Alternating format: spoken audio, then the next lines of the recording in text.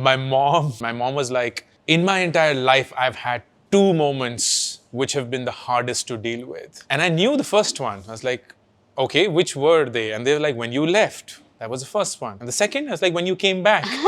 Because... Thank you so much for doing this with us, Ankur. Thank you so much. Everybody at Humans Bombay is super excited.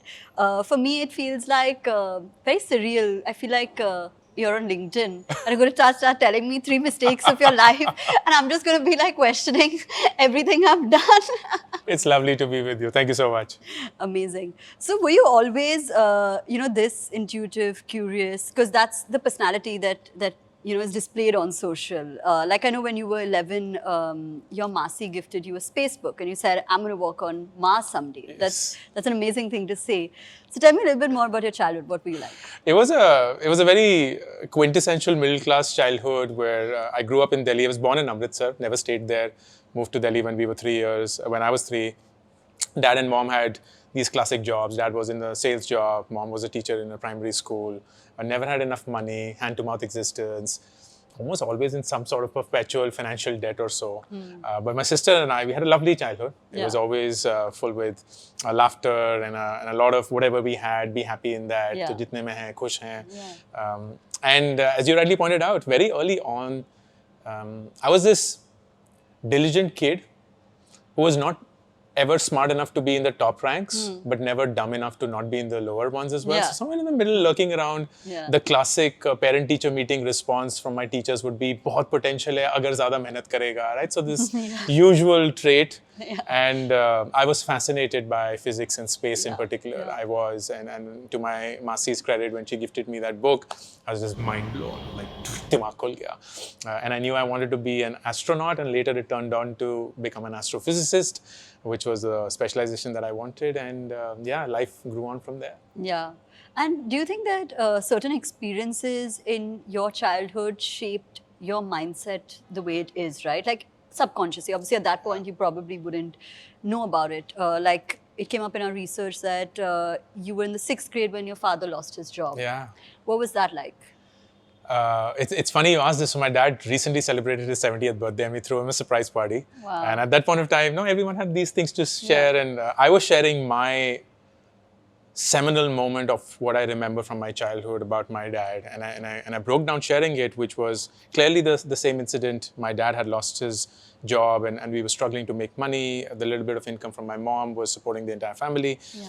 And there was this incident where he got this odd job of filling up ballpoint pens with refills. And paid every 100 pens filled up. Wow. And we as a family then sat down together and we got that done. And what I remembered was my dad saying, no, it's just easy. It's just one pen at a time, one pen at a time. And the next thing you know, you filled up several to pay for yourself.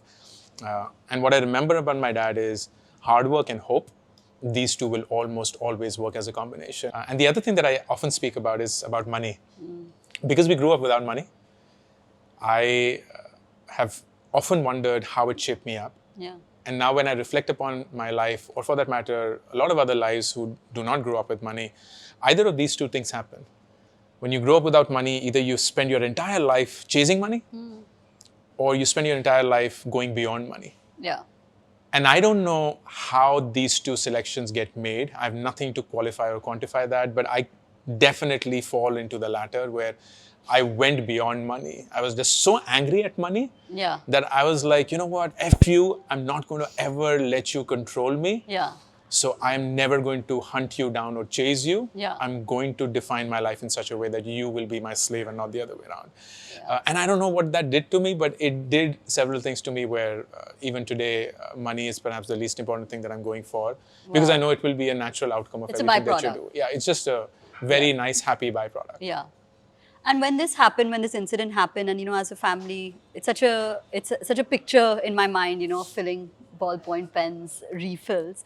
Were there any pullbacks that you guys had to make? You, especially, growing kids want things. The usual pullbacks were there. Thankfully, we were also growing up in an era where there wasn't abundance. So if I were growing right now, I would just lose my mind. I don't think there was anything significant as such.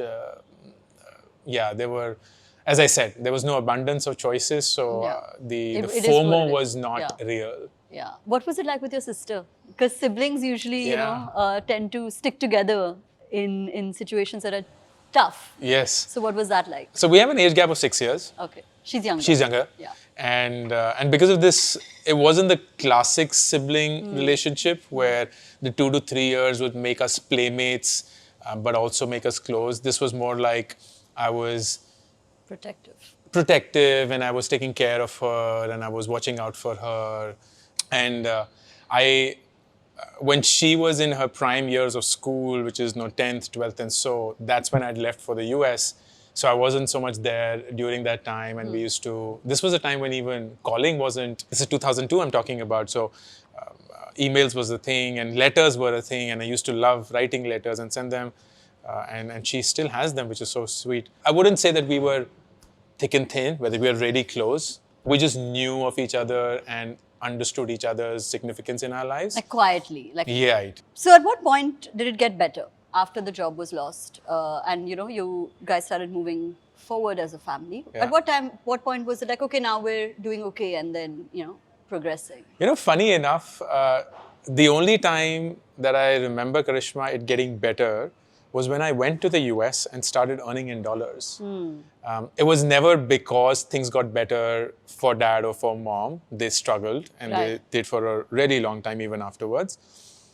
But when I went to the US, I went on a 100% scholarship, which was awesome. Amazing. And thank God, whosoever thought I was worth it. But I also got paid $1,500 in stipend every month. Wow. Which is a lot of money back in 2002. Yeah. That was like, it was 50 rupees a dollar or so. So it was like 75,000 rupees. And my dad had a job which paid him like 25,000 rupees. So I was like 3x of him in a month. And credit to him, he never. Yeah, exactly, as a student. Yeah. So I distinctly remember 1348 was my credit every month after the taxes.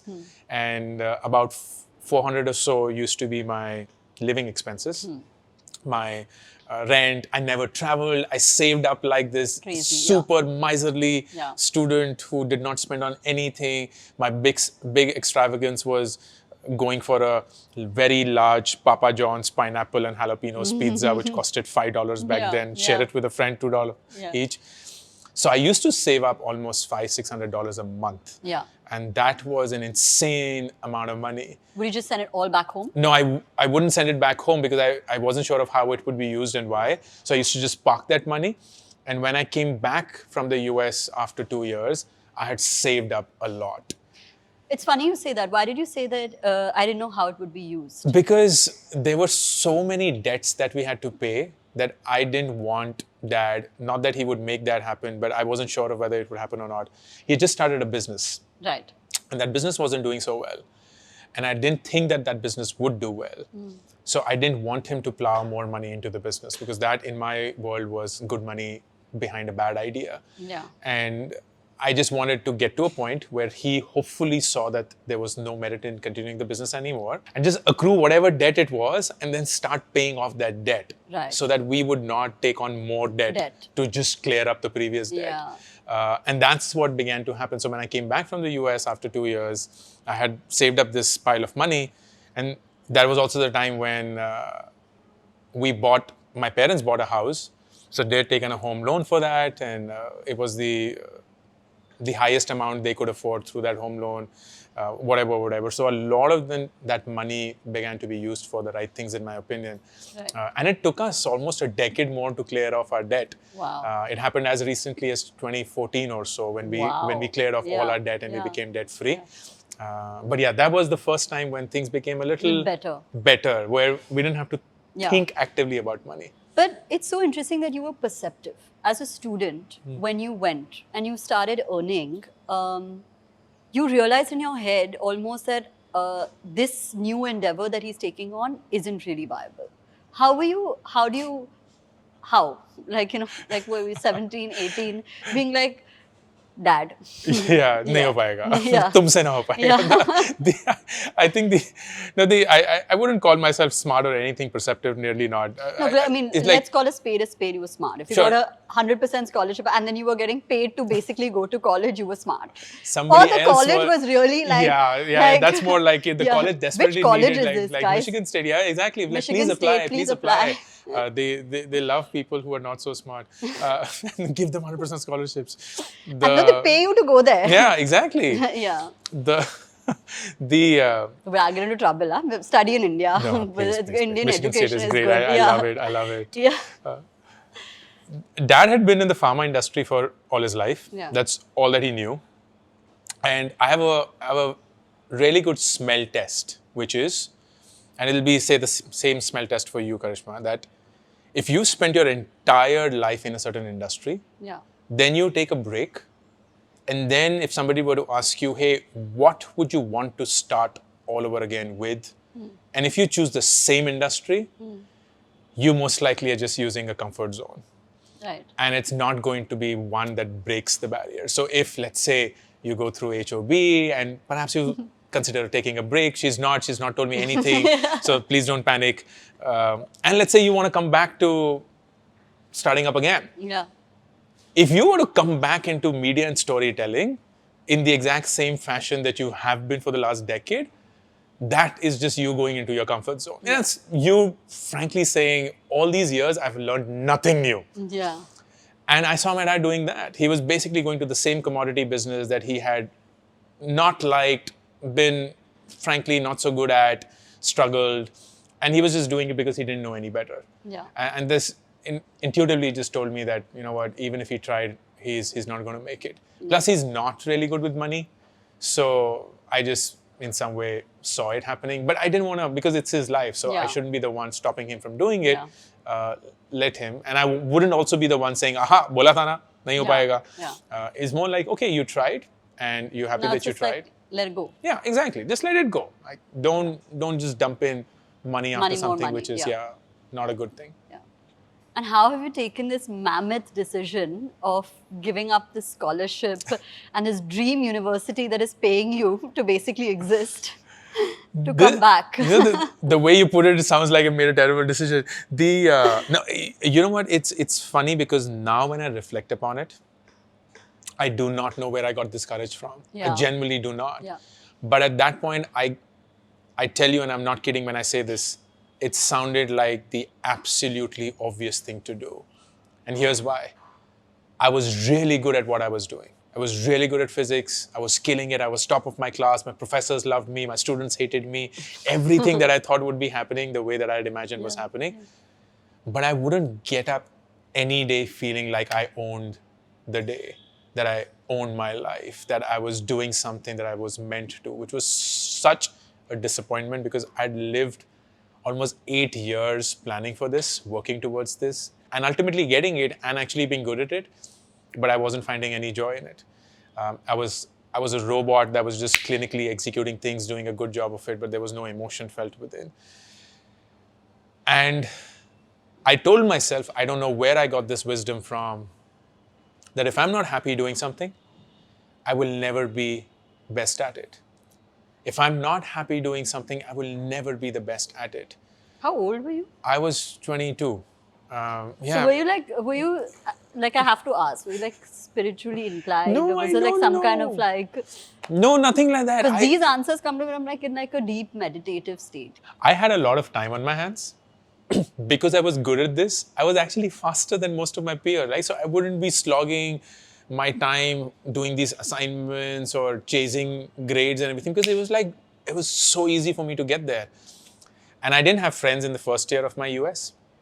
So I was alone, a lot of time on my hands. Michigan, East Lansing is a dead place. There's nothing to do, there's nothing to visit. It's a student town. And I think that's where the conversation started. And the conversation with yourself? With my own self. And that's I think, what sets me apart in some way, that I've always been very curious and asking questions. And I don't shy away from asking questions even to myself. Because that's when the deeper self just reveals itself. Yeah. What was the moment where you were like, okay, that's it? No, there wasn't a moment. There was just a very gradual realization. Yeah. And I do think a very important point was I came back in the first summers after my first year in the US. And when I came back, it just felt like home. And it felt like I belonged. And I felt like I was around people who I loved and who I wanted to be with. And the US always, and frankly, the US did nothing to make me feel this way, but I always felt like an alien. Yeah. And I felt like I didn't belong there. And because it was again a student town, Yeah. and it's Michigan, all my peers were just white Americans. Yeah. I was one of the only 2 Asian kids in there. And it never really resonated. But it wasn't because of anything that they did. It was just my way of thinking about myself. So when I came back, it just felt like, yaar, yahin wapas aana padega. So after a year, I just got my master's degree and I came back. And what was the reaction? Oh, Yeah. how much time do we have? They were devastated. They were devastated. My mom, funny enough, one of my first cousin's son, he just went to London for his education. Incidentally, he's the first kid in our family after I went who has gone out to study. This happened after 20 years.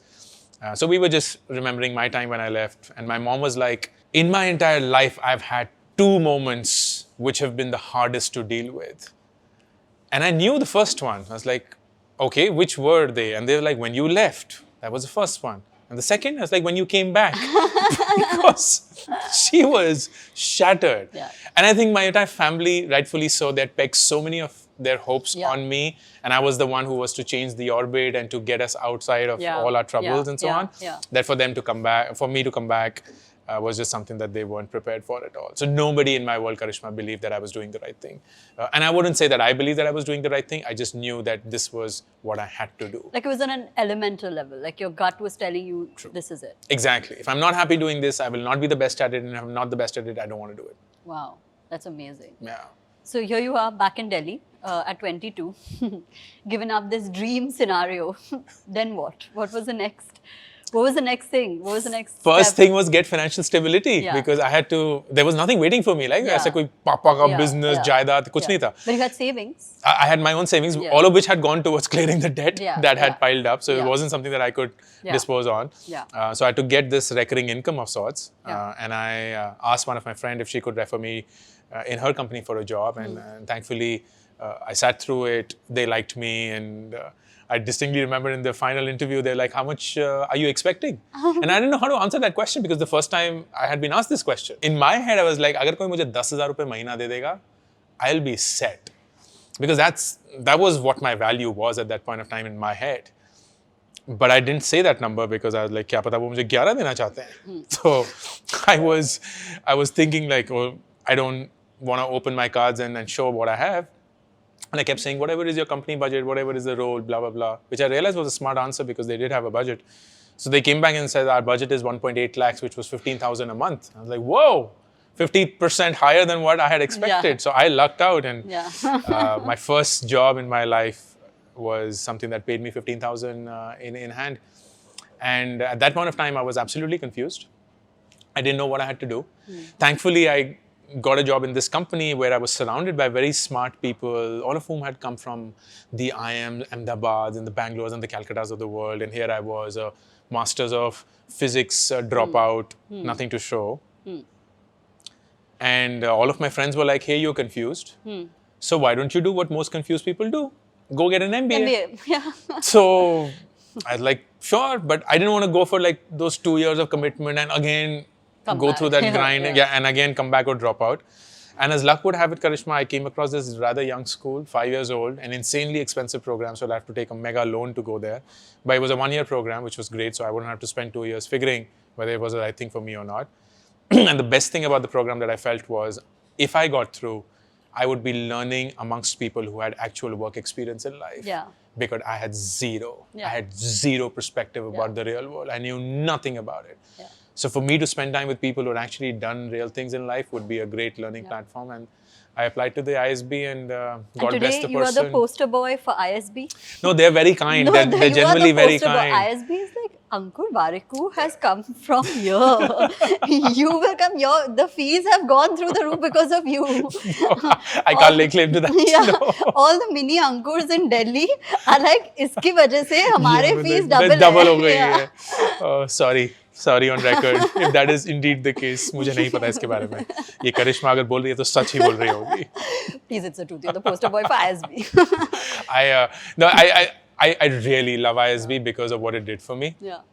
It fundamentally just changed my life. So I remain a fanboy, and I remain so in debt to how that 1 year experience shaped me up. That it's very visible. I love that place so much that whatever they ask me to do, I'm like, absolutely. Yeah. Of course. Of course. Of course. And I think it works both ways there. It's mutual. It's a fan mutual clubs. thing. Yeah, exactly. It's a mutual admiration club. But you also met your wife there?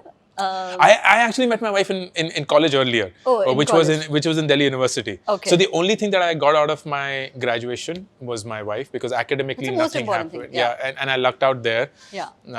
And we continued. So when I was at ISB, we'd already gone through 2 years of long distance so you were dating. at ISB. Yeah, we were dating. Yeah, okay. She wasn't my wife. Yeah. We were dating. And, no, I thought you were friends.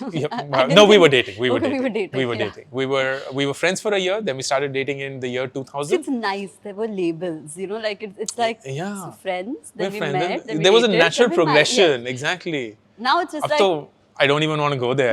I don't even know what it is. That's one conversation I don't have. There was a very simple order to make relationships back then. Yeah. तुम पहले दोस्ती करोगे, and then you were of course the entire movies मैंने प्यार किया and DDLJ, like they defined दोस्ती क्या होती है. So you were just enamored by that. There was zero pollution. Yeah. Everything was just crystal clear. She was way out of my league.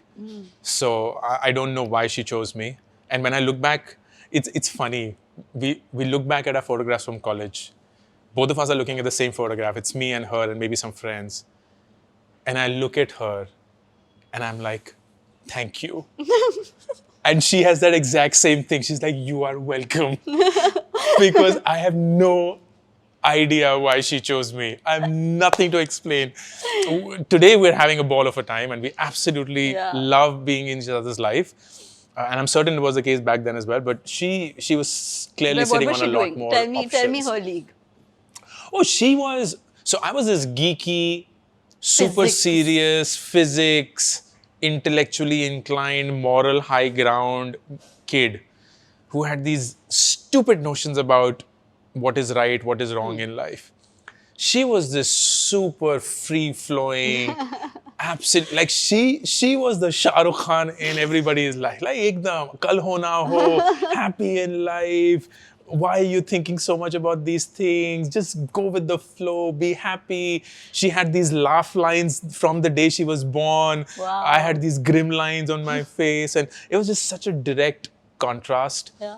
I feel like I should interview her. Oh, it'll be fun. She wouldn't agree, but no, it'll be so much fun. I've tried to convince her as well, but it was just, and I've learned so much from her about how to live life, and she taught me how to be happy, and she taught me that happiness is a choice, and she taught me that happiness is a decision that we can make every single day, irrespective of how we are facing the severest of calamities in my life. So we had long distance and we survived through that. And the 1 year at ISB, we survived. Exactly. And then a year after I graduated from ISB and some bit of financial stability came in for the first time in my life. We decided to get married and that's when we did. Yeah. How simple. How sweet. It's just like... How cute. It was just straightforward. 7 years of dating, 8 years of knowing each other. And then the natural progression was, of course, we get married. And then we have time together and we waited for 5 years before we had our first kid. And those 5 years we really enjoyed ourselves and we traveled and did what we had to, and then we had kids and we weren't sure of how that would change ourselves, but it became even more fun. And today we have 2 and we're having perhaps the absolute fun of our lives where we're traveling. I really don't like you. Are you envious? Yeah, I really don't like you. Like, as you're talking, I'm just like, I don't really like this person. It's like, it's so simple. It's so lateral, you know? Yeah, that is actually true. But the fact that I'm getting to live my life today is just such a blessing, and I'm so grateful for that. And we genuinely have a lot of fun together, and it's wonderful. It's wonderful in so many ways. I can go on and on. It is, and it's a blessing. Yeah. I'm deeply grateful. Deeply grateful. But I think it's really hard nowadays. It's really hard nowadays. Not for any fault of the generation, but it's really hard to build meaningful relationships. Yeah. Patience was not something that you chose. It was just thrust upon you. You had to wait for everything to happen in your life. I still remember at Delhi University, I used to stand in line for 3 to 4 hours every month to get a bus pass costing 13 rupees that used to give us free unlimited rides on DTC, which was the only way we Yeah, could travel. yeah. क्योंकि auto के तो पैसे कभी थे ही नहीं. And that was a thing. Like Yeah. you would not blink an eyelid standing in line for 4 Yeah. hours getting Yeah. that bus Yeah. pass every single month of your life. Yeah. Impossible. It was impossible It if is- you were it- to like, think if of you it think of today. it now, yeah. And because of that, I think we learned what patience means. Yeah. And we learned that good things take time. Yeah. And we used to crib at that point of time, but I think that that was such a wonderful blessing in disguise, Yeah. where today's kids, for no fault of theirs, do not know that. Everything is speed of thought. You need to book, click. You need clothes, click. You need food, clicks. Yeah. You need the latest movies, click. You need love, swipe right. Everything that you need, like right there when you want it. So you don't have to really think and plan and do anything. Yeah. And yeah, that's hard. That's Yeah. hard. Back to your question. I'm sorry. You can go on and on. Yeah. So walk us through, the first taste of financial freedom post ISB, because then that's like, yeah, I'm there. That was a moment. That was such a moment. I got a consulting job, which is the cream de la of business school. Again, I was not meant to get that. I was not in the top league. I was not in the top percentile. I was just a guy doing his things. But I lucked out and I got that job. And my first job out of ISB pays me 15 lakh rupees. Wow. Which is an insane amount of money. Wow. And within a year and a half, that had become 30 lakh rupees. Yeah. And I was not sure of how that money really works, because it was the first time that I got so much money, and we still had our debts to pay and all of that, but we still had money in our hands. I started doing all these classic rookie mistakes with money, which was, stock market में पैसा डालेंगे, रातों रात double हो जाएगा क्योंकि uncle ने ये स्टॉक टिप दी है, and यहाँ डाल दो, रियल एस्टेट खरीद लो, कुछ रैंडम पैसे में कहीं किसी स्कीम में डाल दो, किसी चिट फंड में डाल दो. It was just such a cluster of really, really, really poor mistakes that I made with my money. And because there was so much coming in, I was flippant with it. And even if I lost it, I wouldn't complain, like because the DNA of कि मैं कभी पैसे को अपने ऊपर राज नहीं करने दूंगा was still there. So I was like, okay, money lost, that's fine. I'm bigger than that. I'll earn more money. And I still have that approach, which is not a good approach in life, that I know I have the ability to earn. And because I have the ability to earn, I don't worry about burn. Yeah. Which is not a good way to live life, but that's just how my life is, at least. But that was a taste of money. Things got better. I bought my first car with that money, Maruti Swift, red in color. Yes. Right? Such a, such a lovely car. And it was a lot of fun. We started traveling because consulting takes you to places. So that began to happen. Travel to Dubai, travel to New York. So it was a lot of fun. And then the entrepreneurship bug bit me after 3 years. Yeah. And that changed a lot of things. Yeah. And how did you take that decision? Because again, you're going back to, I'm leaving stability. Yes. I'm leaving finances. Yes. I'm leaving a steady income. I'm going to take on this risk. Yeah. Which, by the way, in your case was particularly, I don't know how you say it, like particularly questionable because you've seen your father go through this journey. Yes. So what was that thought process like? It was again easy for me, but certainly not easy for my family. Yeah.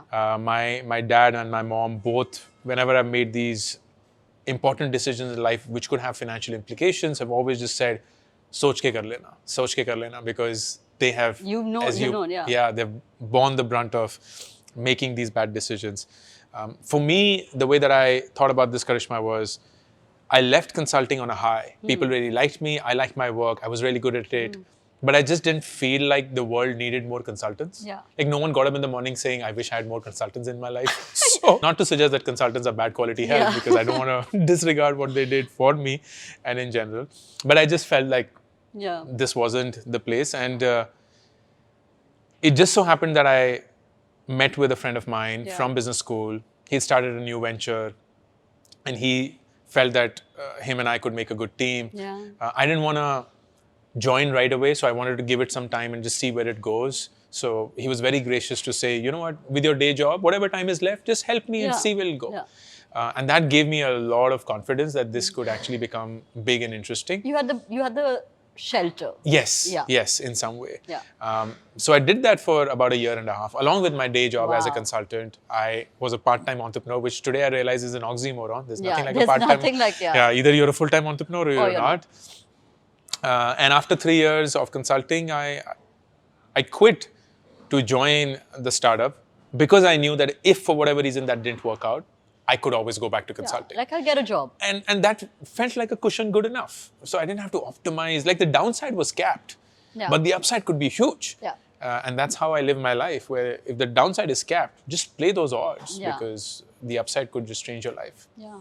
And how did your wife feel about this decision? She has always been very supportive. Yeah. And I think our DNA is very similar, where we think of risk in a certain fashion, and we know that we can always take care of our existence. Yeah. So we're never going to die of hunger or poverty or anything like Correct. that. Like we're privileged enough and we were born with enough intellect We'll manage. that we'll manage. Yeah.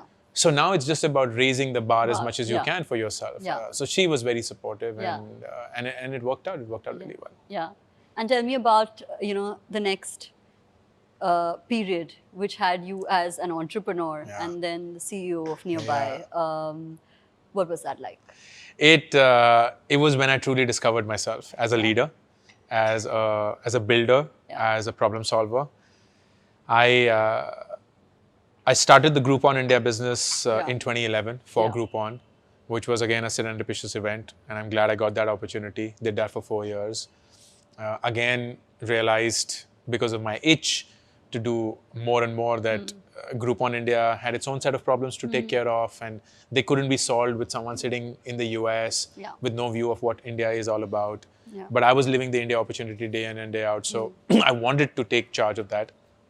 So we bought the Groupon India majority shareholding from Groupon and converted that into Nearbuy, which came into being in 2015. And I ran that until 2019. We had a wonderful time building it, Yeah. but we did not have the kind of success that we would have hoped for, or I certainly was aiming for several reasons. One of which I believe was that we were in a market that had its own growth, and we couldn't in some way short circuit that growth by doing things on our own. Yeah. Yeah. So we were just tied to the GDP of the country in some way and the growth of it. And that made us go through a very different journey. Correct. But it was wonderful. Learned a I'm lot, sure, yeah. Built a wonderful team, built a culture that I'm immensely proud of, understood what it is to build teams, how to nurture people. I do believe that my core strength is identifying, hiring, retaining, and building people. Wow. And that's something that I pride myself Yeah. on. So it's been all that experience that shaped up. Yeah. I decided to step down as the CEO of Nearbuy end of 2019, take a 3-month break. I saw figuring that out- LinkedIn post where Yes. I think it's one of your best posts where you said that I had 3 months Yes, and 5 months, this 5 5 months, months, 5 months. and worth of money. Yes. And I found that so refreshing to read because I was like, looking back, you can say this, but at that point, you're like, I have 5 months. Yes. Like, I had 5 I need to months. figure this shit out like now. Exactly. My wife and I, we sat down. She was, of course, always aware of this. And I said, 5 mahine ke paise hain. And this was the reality.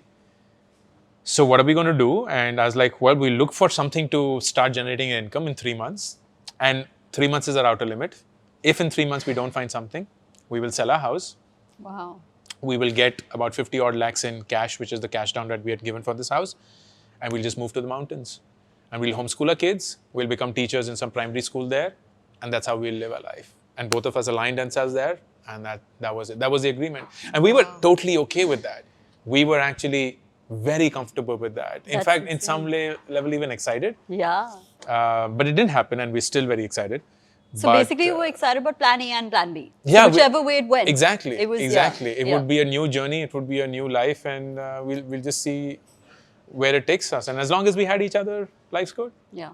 Yeah. Life's good. So explain to me how. Okay, now how has this happened that physics, then we have become consultants, then we have become CEO, entrepreneur.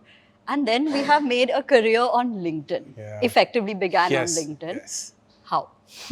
Walk me through this fantastic journey. Fantastic. Right choice of words. Fantastic for sure. I think it's happened because I have stayed true to myself. Yeah. And at no point of time have I allowed someone else's definition of success to be imposed on me. Correct. So I had this following on LinkedIn. Yeah. And the purpose of that, Karishma, was a very different purpose. That was to actually attract talent for Nearbuy.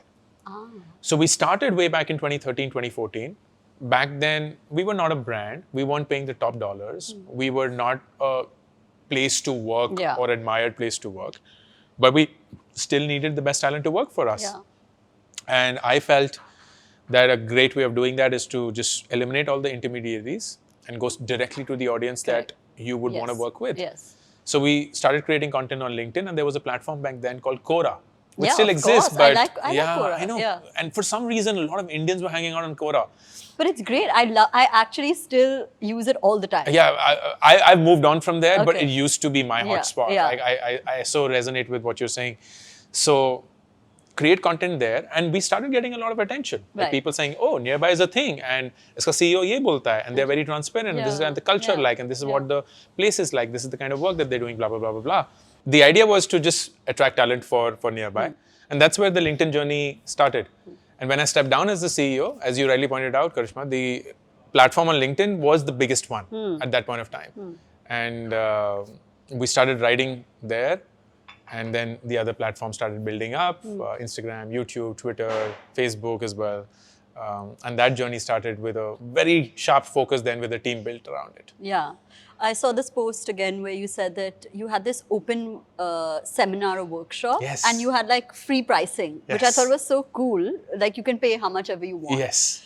So how did you feel when you started monetizing from something like LinkedIn, which is very like, you know, like I think you were one of the first few people to do it on LinkedIn at Yes, least. I believe so, because until then even I didn't have any thought about monetizing it, but Yeah. क्या ही करें जब मजबूरी हो जाती है. So you had to make things work. Yeah. And the idea was a conversation with my very dear friend when all corporate talks stopped. Yeah. The lockdown had happened, so there was no money coming in from there as well.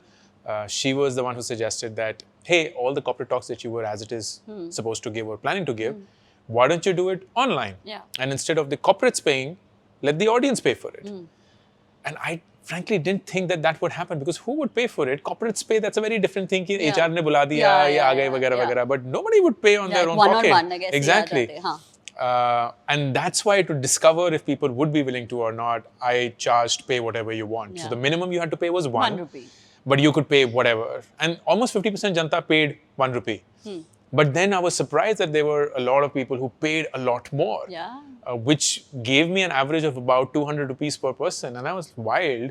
And how many people attended? About 400. Wow. That was insane. That's insane. That's insane. Yeah. So I, in that session, earned about 80,000 rupees, which felt like, wow, this is a lot of money for sure. for just an hour of my time. Especially if everybody could have paid ₹1. Yeah, exactly. To attend. Exactly. Yeah. Exactly. And then I was imposter syndrome max. I was like, they have paid. Now, did they like it, not like it? Did they feel like their money was not worth it? So I ran a survey, and I'm this big fan of survey. I ran the survey, which is like, now that you've gone through it, you know how much you paid. Would you pay more than what you paid or less than what you paid? And thankfully, 83% people said I would pay more than what I paid, because 50% as it is paid ₹1. So like, chalo like, ₹2 de denge. So they were whatever, like double the amount. But there were a lot of people who had actually paid generous amounts, like 100, 200, 300, 400, whatever. They were like, yeah, we would have paid more. And I did about 17 of such sessions over 3 months, trying to test whether I was good at it, getting better at it, testing which of the topics worked with the audience, which didn't. And what were you talking about in these sessions? I was mostly talking about entrepreneurship, leadership, time management, and public speaking, because these were the only things that I knew. I used LinkedIn as a way of promoting these webinars whenever they came in, so thank God for that. Thank God for LinkedIn. Thank God for LinkedIn. And it's amazing how, in hindsight, all of these things add up. Because what if I hadn't started creating content in 2013 to attract audience? Yeah. I would not have this. So I would not have a way of promoting it, which would make me just like so many other people who are so good with what they do but don't have an audience to listen to them. Or don't have the right medium, right? I believe Yes. like the right medium is so necessary. Exactly. I love LinkedIn because I feel like I know what I'm talking about. I'm Yeah. not just saying things. I'm Exactly. actually like experiencing these things Exactly. to be able to deliver. And therefore, the people who follow me on LinkedIn are far more valuable to me. Yes. That just started the entire content journey, and It's here been we are. wow. It's Yeah. been wow, wow, wow. It's Yeah. been crazy wow. I could not have imagined Yeah. being here, and it's been such a wonderful ride, and I'm so excited still. Yeah. Because then- I've learned so much. Yeah, and then the dots kept connecting for you. It somehow just kept connecting. It just kept connecting. Yeah, like your book. I heard the figures and I was like, really? They're wild. They're wild. They are wild. One, they are one, so one wild. figures? You want to That's say? like no, it's more than 200,000, Yeah. 240,000, Yeah. including all languages. Yeah. It's crazy. That's crazy. I first run was 5,000, and I told Chiki, my publisher, I think we sell 10,000. My life is set. Yeah. Like arrived, published author. 10,000 copies. हाँ, exactly. Like 10,000 लोग हैं जिन्होंने पैसा देकर तुम्हारी किताब Yeah. खरीदी. So to have 200,000 is It's just crazy. absolutely No, crazy. and- But my bigger high is, of course, seeing it on the pedestrian, red lights, traffic lights, the pirated versions of it. Which you it's share on like- LinkedIn very proudly. Oh, Like, I love it. I love it. It's like this is The this is dream. our country. This is the dream. This is exactly how it is. Yeah. And the beauty is we only have a hard bound. okay.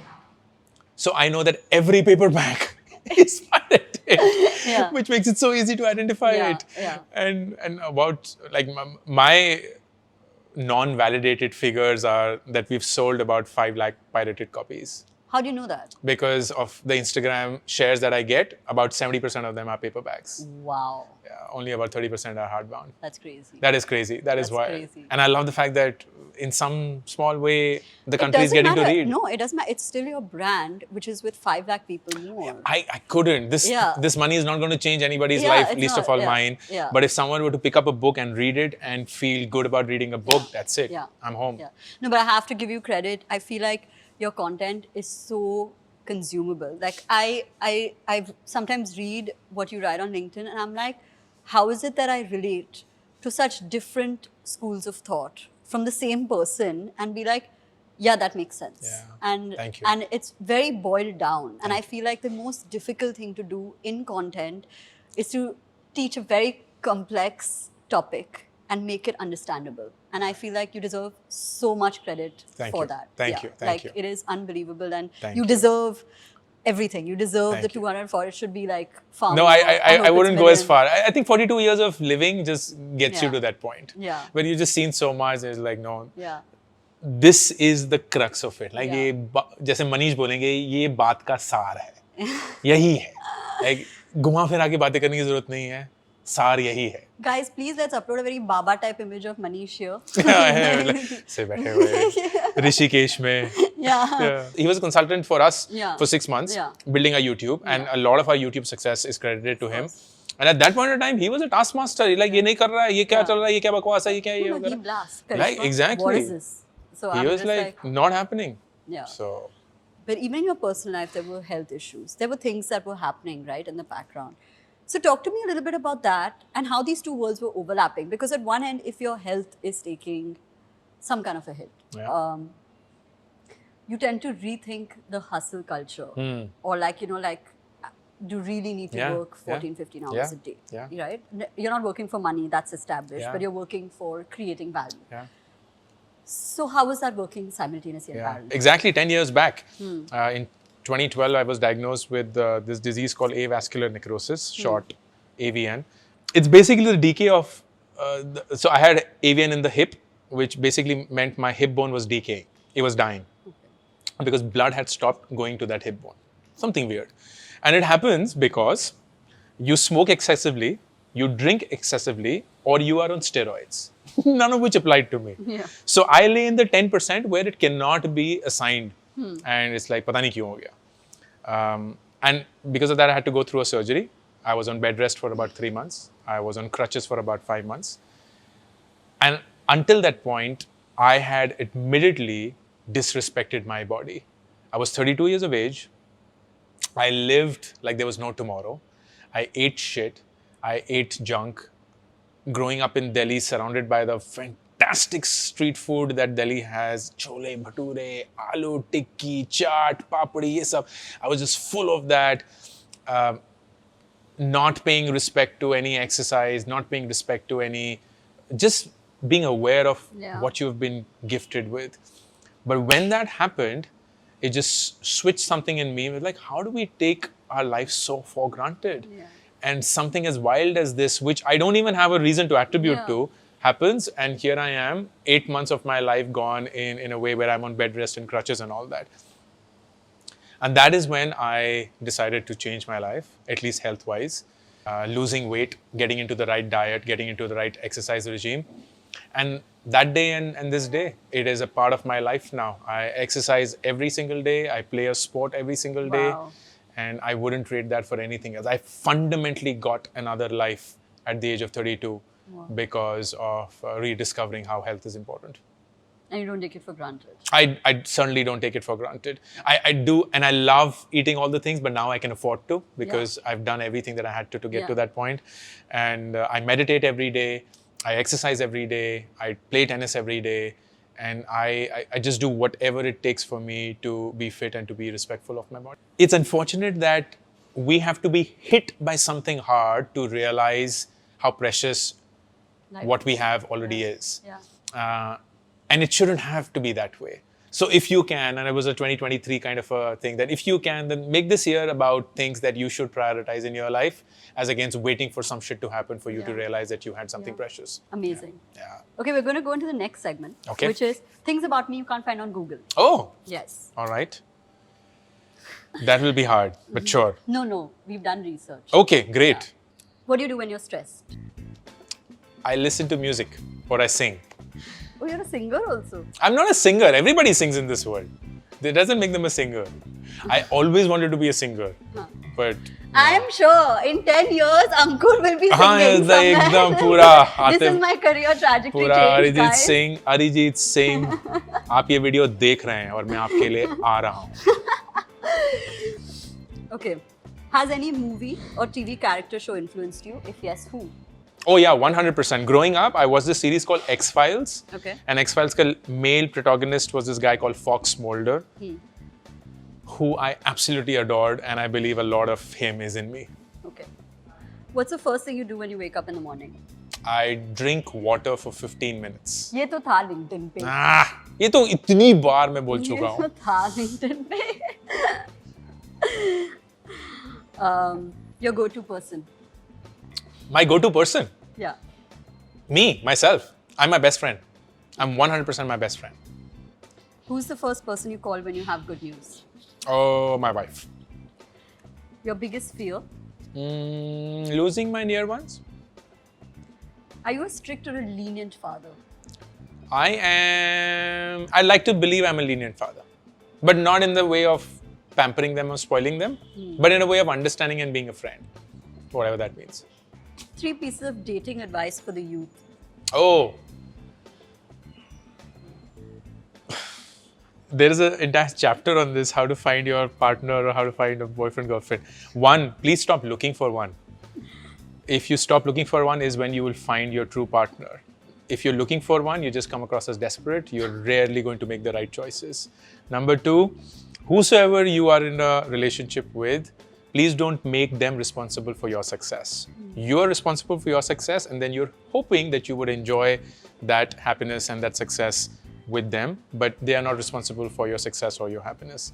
Number 3, please don't judge them for who they are because you chose them in the first place. So just because you're now disillusioned that they continue to be the way they are and they don't listen to you, is just you imposing your belief on them.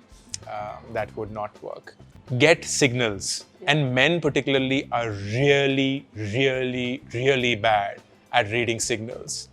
And everybody in the world is always giving a signal. They're telling you what your boundaries are. They're telling you what they're comfortable with or not. They're telling you what they like or not. So if you were to intently listen, not with the intent of replying, but understanding, you would know everything that there is to know. So please look for the signals, particularly men, because we're just not intuitive to do so. Amazing. Thank you. You're welcome. One video at a time, changing men. What's your comfort food? Chole bhature. Are you a tea or coffee drinker or none? None. 2 pieces of advice for budding entrepreneurs. 2 pieces. Number 1, there's only one person that you're responsible for, and that's the customer. Don't take your eyes off them ever. And number 2, money is the last thing that will make you succeed. There is a lot more that you will have to figure out before, and then money will make it happen for you, but not be the reason why you succeed. So the next segment is I'm going to show you a photo. Okay. It's from back in the day, your day. Wow. And you have to tell me what was happening. Okay. Yeah. All right. Interesting. Oh, this was fun. So we used to have a no email day at Nearbuy, where one day of the month, nobody was allowed to send any emails. And if somebody was caught, then they had to do what the audience wanted. So this particular day, it was decided कि जो भी email भेजेगा, गलती से या जानबूझ के, they will have to dance to Lungi dance. And guess who faltered? You forgot. I literally just forgot that there was an email day, and I sent that email. And then I was to dance to Lungi dance. Video कहाँ पे है? Video नहीं है. This video was destroyed. अच्छा. Yeah, no remnant was ever kept to save generations from torture. Okay, what about this? Oh, this is New York. This was consulting days. This is when I was still quite fat. And this was the first business class trip that we had taken because I was consulting days. Yeah. All snooty consultants and flying business class and blah, blah. And this was Times Square. Oh, this is Dal Lake in Srinagar. We were visiting, and my mom is exactly like that. Like she holds me as if I'm still a kid. I know. And yeah, this is a photograph from then. This is Bhimtal, if I'm not wrong. This is Vidur. And this was when he was about 4 or 5. We incidentally went to the exact same place, but this time with Uzma, our 5-year-old, and we clicked exactly the same photograph, but now with her in it. How cute. Yeah. We'll put it somewhere up. Yeah, it's literally there. 2014 and 2022. Yeah. Amazing. Awesome. Okay, the absolute last segment, we're going to ask you some questions. Okay. To like wrap this amazing interview and Sure. like, genuinely such a fun interview. The first one is, what advice would you give to a 22-year-old Ankur who's left a lucrative life in the US because he didn't like it? Make choices in life from a point of awareness and not ignorance. Whatever choice you're making, make sure that you are aware of all choices you can make, and thus you're making the choice that you are. Yeah. Okay, now I have to do this because I just have to do this. Please. 3 things from this podcast, from this episode. 3 things, come on. What? Summarize it. Number 1, like, share, and subscribe to the channel because that is immensely critical. This is the least currency you can dispense when you're watching any video for this long. Number 2, please high five to Karishma and for HOB in general. Like, I've been a fan of your work, and it's just so amazing how many wonderful, inspiring, thoughtful, provocative, emotional stories have come in from there. Like, it's unbelievable to be experiencing all of that in just one lifetime. So I envy you, but I also admire you and your entire team for doing all that you're doing. And number 3, if you liked what I have shared, then I do create content in case you haven't noticed, and it'll be lovely for you to give me feedback on the content so that I can improve. Amazing. Thank you so much. It's been such a pleasure. Likewise.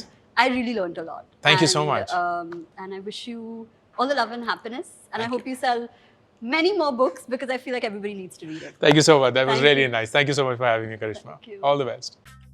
If you like this episode, don't forget to subscribe to our channel and hit that bell icon. Thank you all for being the best community, and I'll see you soon. Nelson Mandela, even on Robben Island, he was there for 18 years out of 27 years of imprisonment. He would get up at 5 a.m., he'd run on the spot. So for anyone who says, oh, I don't have enough time, I mean, here was a man who was in confinement who still got up at 5 a.m. So Tim Cook, for example, Michelle Obama, and even a lot of the great artists, a lot of the great sages of India. You know, they taught us 4 a.m. to 6 a.m. was a time of great magic. Right. I think it's called Brahmamurti. Yeah. So I started applying it, and I started realizing it was just a complete game changer to be up while the rest of the world is asleep. Gave me time to meditate and to pray and to exercise, and just became a part of my life.